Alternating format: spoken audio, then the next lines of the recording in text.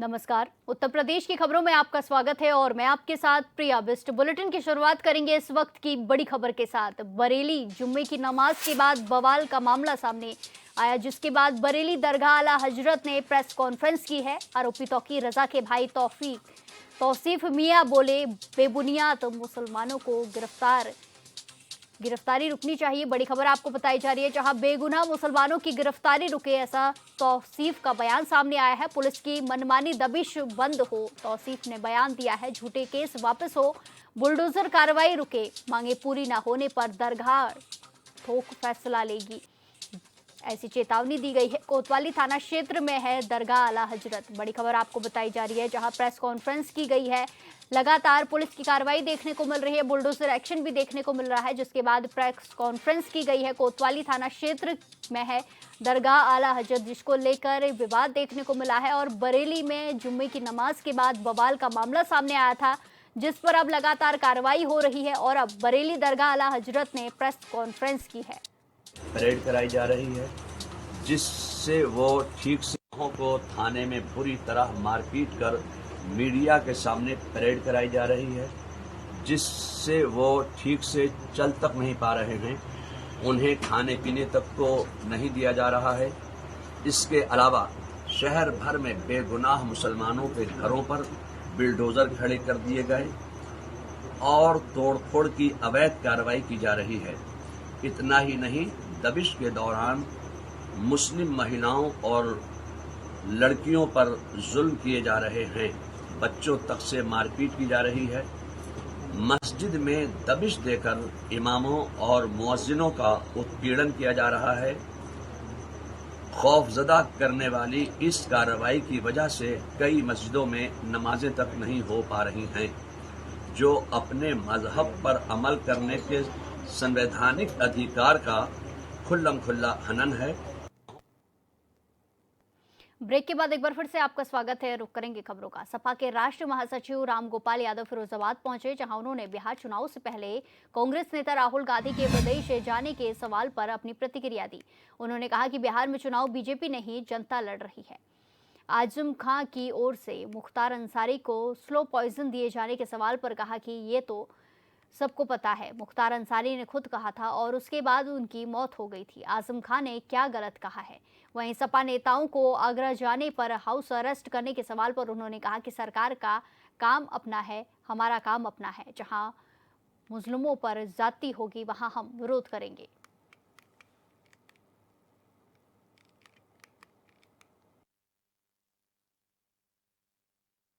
सरकार का काम अपना है, पार्टी का काम अपना है। हमारा काम है जाति हो तो उसका विरोध करेंगे, न्याय दिलाने के लिए लड़ेंगे।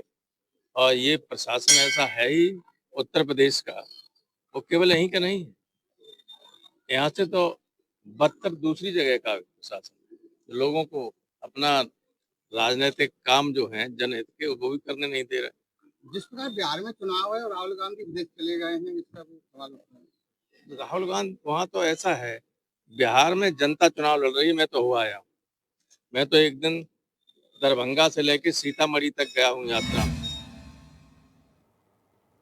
गोरखनाथ मंदिर में कार्यक्रम का आयोजन किया गया है, जहां सीएम योगी आदित्यनाथ ने शिरकत की है। इसी के साथ साथ कन्या पूजन भी किया है, मंदिर में पूजा अर्चना भी की है। न्यूनतम है, लेकिन उसमें भी जो अपराध हैं, अपराधियों को सर्वाधिक सजा कराने वाले राज्य में उत्तर प्रदेश नंबर 1 पर है। महिला शक्ति के सम्मान और उनके स्वावलंबन के साथ साथ जुड़े हुए अनेक कार्यक्रम प्रदेश के अंदर आज के दिन पर 1 करोड़ ऐसे परिवार या महिलाएं हैं जिनको हम 12,000 रुपये सालाना पेंशन की सुविधा उपलब्ध करवा रहे हैं।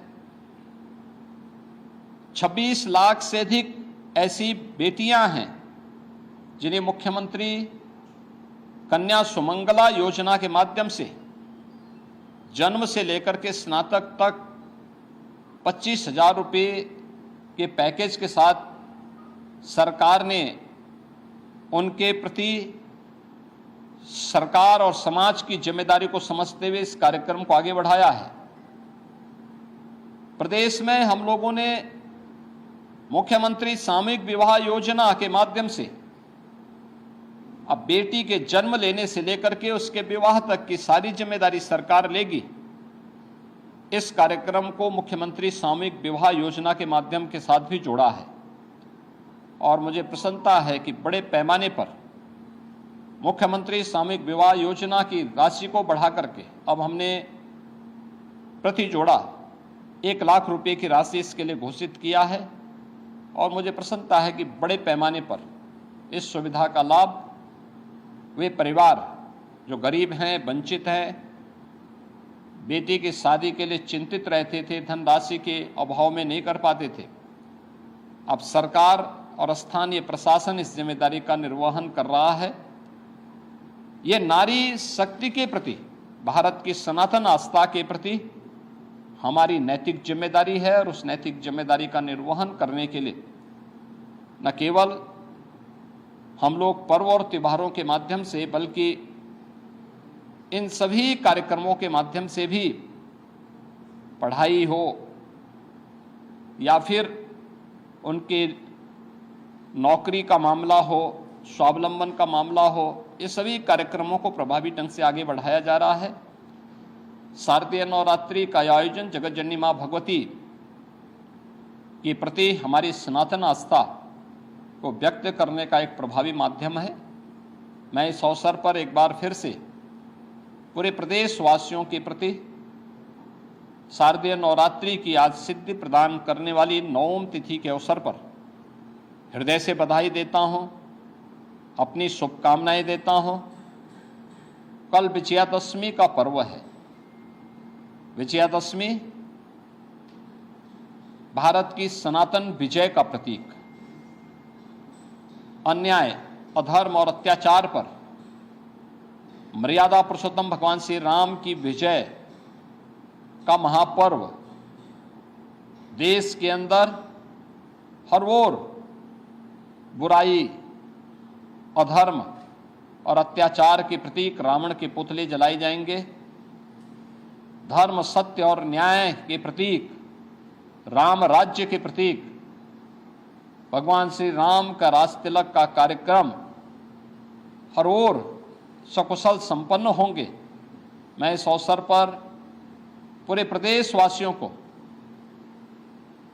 विजयादशमी की बधाई देता हूं, अपनी शुभकामनाएं देता हूं कि मां जगत जननी भगवती के अनुष्ठान के साथ ही प्रभु श्री राम का आदर्श हम सबको सदैव अपने राष्ट्र धर्म के प्रति जागरूक करने का कार्य करेगा और हम सब अपने नागरिक कर्तव्यों का पालन कर सकेंगे। इस विश्वास के साथ मैं शारदीय नवरात्रि और विजयादशमी की हृदय से बधाई और शुभकामनाएं पूरे प्रदेश वासियों के प्रति देता हूं। धन्यवाद।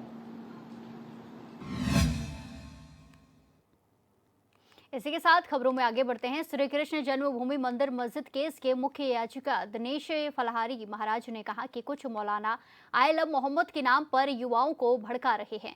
उन्होंने कहा कि अंतर्राष्ट्रीय षड्यंत्र है, ऐसे मौलानाओं के खातों की जांच होनी चाहिए और उन पर कठोर कार्रवाई होनी चाहिए। महामंडलेश्वर रामदास जी महाराज ने कहा कि विशेष समुदाय के युवकों को आई लव यू मोहम्मद के चक्कर में नहीं पड़ना चाहिए, जिससे माहौल खराब होता है। वहीं महेंद्र अनमोल दास जी महाराज का कहना है कि कुछ लोग त्योहार के आसपास ही हिंसा भड़काने का प्रयास करते हैं।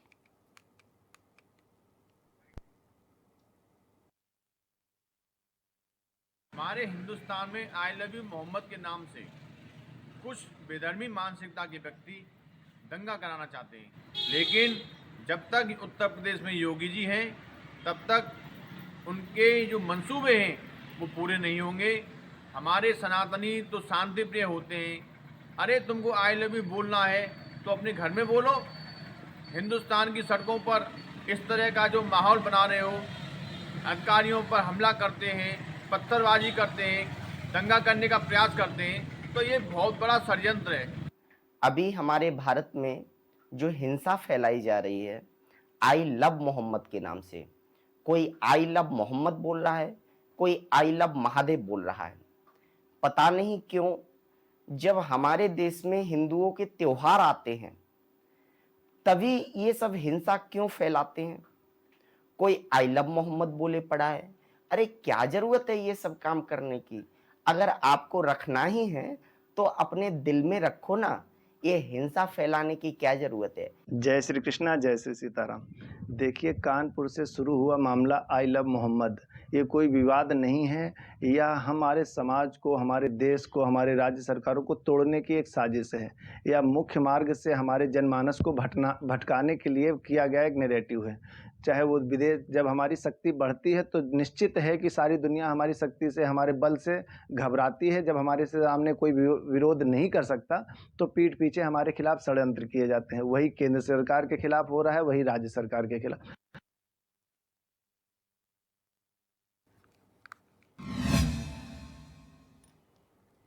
इस बुलेटिन में फिलहाल के लिए इतना ही। बाकी तमाम खबरों के लिए देखते रहिए HNN 24/7। नमस्कार।